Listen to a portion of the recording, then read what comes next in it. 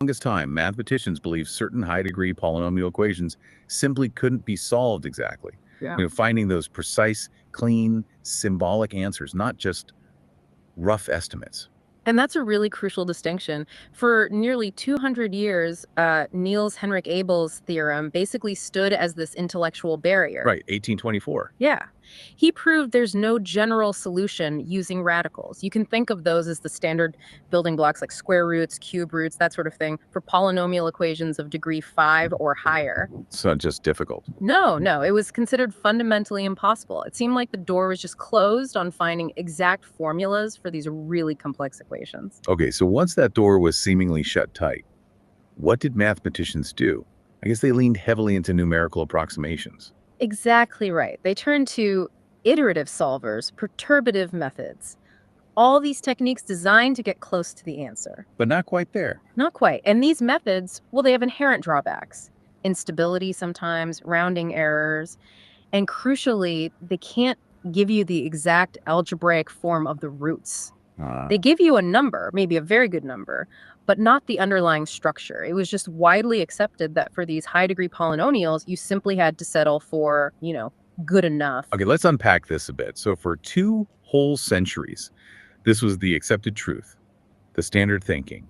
But then in 2023, that door, the one Abel supposedly locked, it was suddenly reopened. Kind of, yeah. And this happened through something called Azwiti's theorem. Indeed. Morad Sultan-Azwidi introduced a really breakthrough method, and the interesting thing is it bypasses the very constraints Abel's theorem imposed. So it doesn't contradict Abel. No, that's key. It transcends it by operating in, let's say, a richer symbolic space. Okay, can you give us an analogy maybe? Sure. Think of it like this. Abel's theorem was like saying you can't build a certain really complex structure using only bricks. Right. Azwiti's theorem then introduces entirely new building materials, maybe like prefabricated modules or even 3D printing tech in this analogy. Really? It lets you construct that exact same structure. Oh, I see. So you're not breaking the brick rule, you're just operating beyond its scope with new tools. And this is where it gets really interesting, right? Azwiti's theorem uses things like recursive power sums, complex exponentials, deep recurrent structures.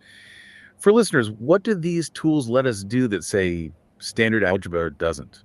Well, these are powerful mathematical frameworks. They let us represent numbers and relationships in ways that go beyond traditional operations like just adding and multiplying or even using those radicals we mentioned. Like, They enable us to unlock these exact solutions by revealing sort of hidden symmetries and structures within the polynomials themselves.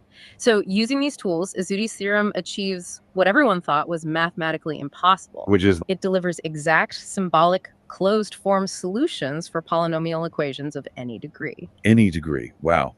So if we connect this to the bigger picture, it sounds like Azwiti's theorem is a truly universal solver.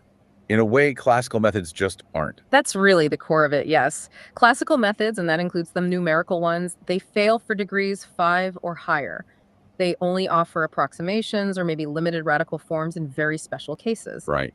Azwiti's theorem, though, it solves any degree, like the 19th degree equation we're looking at today. It provides these exact symbolic expressions, often using complex exponentials, And accuracy. zero error, pure symbolic precision.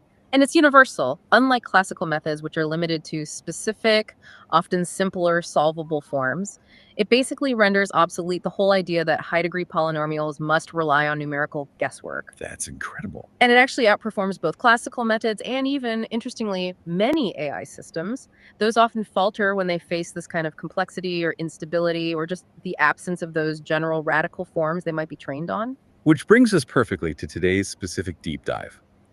We're going to explore how Azwiti's theorem tackles a really specific, pretty formidable challenge.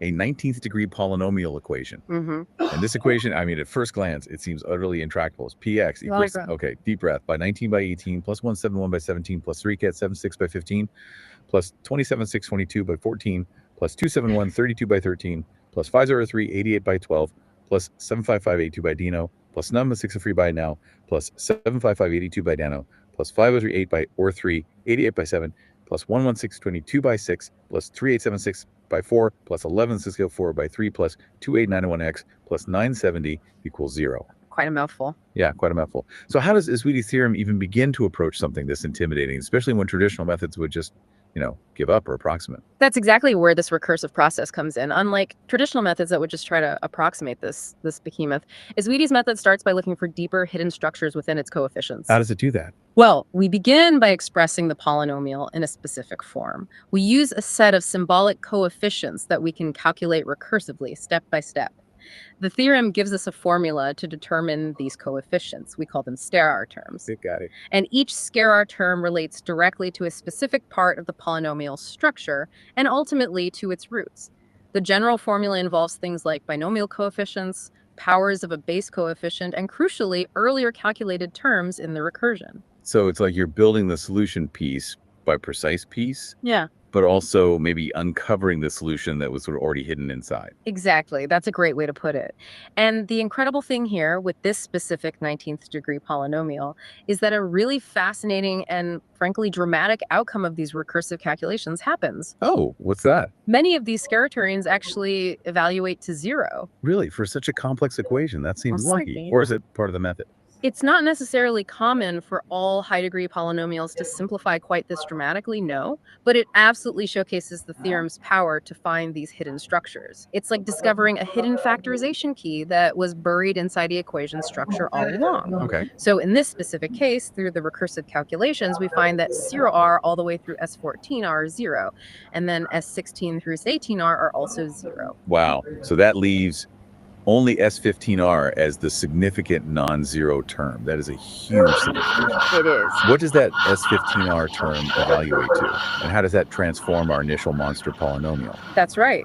So S15R evaluates precisely to 9/968 times 19 to the power of 16. This recursive calculation makes sure we're working with exact symbolic values, no approximation. Okay. And because of this profound simplification, all those other terms vanishing in the original polynomial, px, transforms beautifully. It becomes just px by 3 times plus S15R equals 0. Yeah, okay. So that Yeah. enormous 19th degree equation boils down to that. Something much, much more manageable, something we can actually solve. So how do we find the roots from this simplified form then? Well, now it's really a matter of basic algebra, relatively speaking. We have 2 main components from that simplification. First, you've got x cubed equals 0. Right, which means x equals 0 is a root. And it has a multiplicity of 3, Mhm. a precise, exact root, not an approximation. Precisely. And then there's the second part. X to the power of 16 plus S15R equals 0, Okay. which means x to the power of 16 equals negative S15R.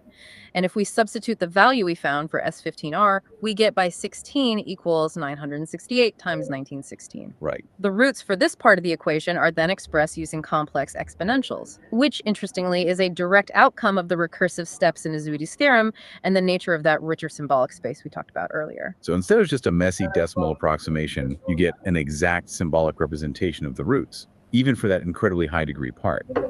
What really stands out to you about this method, considering how much it departs from what was thought possible? What's fascinating, I think, is how the roots are derived recursively. We solve for them step by step, sort of conceptually unraveling the polynomial.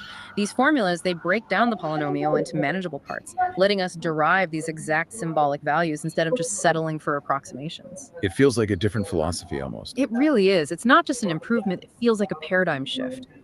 This method provides precise, solvable roots for polynomials that classical methods would just deem unsolvable or only approximable.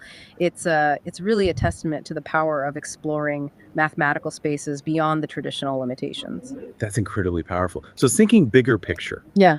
what does this all mean for the future of mathematics, maybe, or even other fields that rely on these complex equations like physics, engineering, perhaps even cryptography?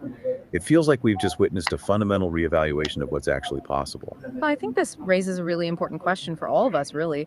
If a long accepted impossibility theorem like Abel's can be not broken, but transcended by operating in a richer symbolic space, what other mathematical or scientific doors might we have prematurely closed? Hmm. Simply because we were limited by our current frameworks or tools, it sort of compels us to re-examine fundamental assumptions across various fields where these kinds of seemingly impossible problems might appear. So don't assume impossible means impossible forever. Exactly. It urges us to keep looking for new tools, new perspectives, especially when we're faced with challenges that seem insurmountable based on what we currently know. A truly mind-bending thought to end on. This deep dive into Azwede's theorem is a fantastic reminder that even in fields as established and rigorous as mathematics, there's always more to learn, and sometimes completely new perspectives can shatter very old barriers.